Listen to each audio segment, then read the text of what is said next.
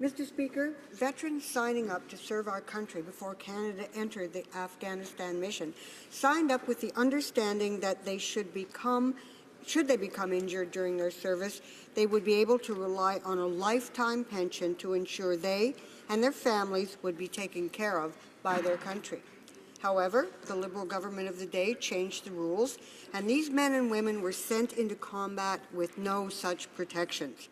Some of those veterans took the government to court, calling on the sacred obligation we owe to veterans to underscore the promises made by many governments to our men and women in the Canadian Armed Forces. This includes a financial obligation of a lifetime pension. The previous Conservative government callously decided to fight those veterans in court, denying their rights and costing taxpayers hundreds of thousands of dollars in an effort to refute the idea that we owe our veterans a sacred obligation for putting their lives on the line in defense of our country and the missions we ask them to undertake. Mr. Speaker, in 2015, the House of Commons unanimously passed an NDP motion that recognizes Canada's covenant of moral, social, legal, and financial obligations to all veterans. Every member of the House agreed that we did indeed owe this sacred obligation to our veterans. Many of those members still serve in this place. Yet, Mr. Speaker, here we stand today in the same place as we were in 2012, with the current Liberal government back in court fighting with those we pledged to protect, our veterans and their families.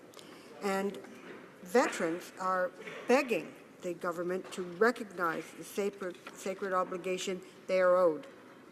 To add insult to injury, the Liberals even hired the same lawyer, Paul Vickery, who was contracted by the Conservatives to fight this case.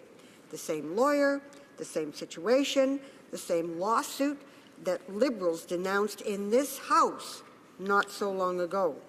I'm wondering why, as the Liberals made their commitment to veterans very clear just a year ago, and I'm going to quote from their platform. Veterans and their families have earned our respect and gratitude. It is time our government lived up to its sacred obligation to them. Our plan will give back to those who have given so much in service to all Canadians and will ensure that no veteran has to fight the government for the support and compensation they have earned. Mr. Speaker, my simple question is this. Why is this government, despite campaigning a year ago with the promise to respect veterans, spending hundreds of thousands of dollars fighting wounded veterans in court instead of spending that money to ensure that those veterans receive the benefits and services they require, the benefits and services to which they are entitled? The Honourable Parliamentary Secretary to the Government House Leader. Yes, thank you, Mr. Speaker. And it was with great pride that I had the privilege of serving in the regular forces for a number of years and had the opportunity to march with many of the veterans on many different special occasions, and very happy with the way in which and the manner in which this government has been addressing this very important file. Allow me, Mr. Speaker, to provide the member with a more formal response by stating that with any issue in this place and any issue of such importance to Canadians, it is important to represent all the facts accurately. I will point out that this lawsuit began years ago. Like her, I find it deeply regrettable, and I know the minister does as well. The veterans felt that they had to take the previous government to court to ensure their own well-being. And while we would rather the plaintiffs were not still pursuing this avenue, we acknowledge their right to do so. That said, our government is working to address the issues raised in this court case. It is precisely because of this situation that the Minister of Veterans Affairs was given the strong mandate to restore access to services for veterans and to ensure long-term financial security and independence of disabled veterans and their families.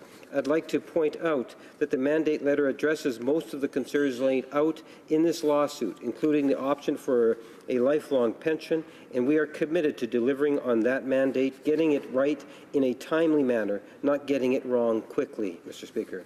When it comes to veterans' financial security, this government is not backtracking. Budget 2016 delivered $5.6 billion in additional financial security for veterans. We invested $2.6 billion to increase the earnings and loss benefit. The ELB is temporary income replacement to support a veteran financially through physical rehabilitation, vocational retraining, and counseling. Under the previous government, a veteran received 75% of his or her pre-release salary. With Budget 2016, that benefit increased to 90%. These changes came into effect October 1, 2016.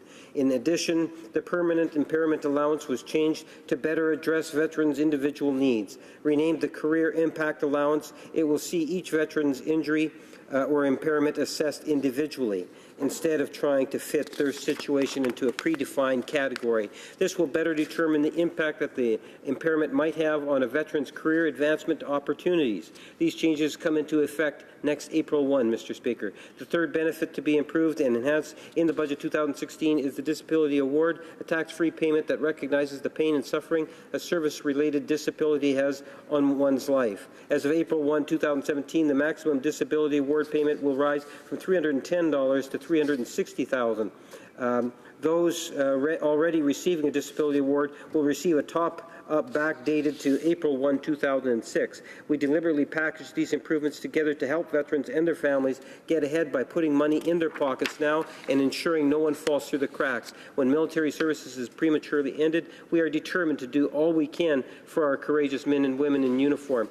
We are actively engaging veterans and veterans organizations to hear directly from them. The Minister established 6 advisory groups and held 3 stakeholder summits, including on which concluded 2 weeks ago, and as part of his commitment to improve transparency and seek consultation on issues of importance to veterans and their families. Mr. Speaker, this is indeed a very important issue, always has been for this government since day one, and even in opposition, Mr. Speaker, you will find that the former leader of the Liberal Party, former veterans critics to our current Prime Minister and ministers responsible. In fact, the entire Liberal caucus, Mr. Speaker, is standing behind our veterans, and we will do what we can to support them. Thank you, Mr. Speaker.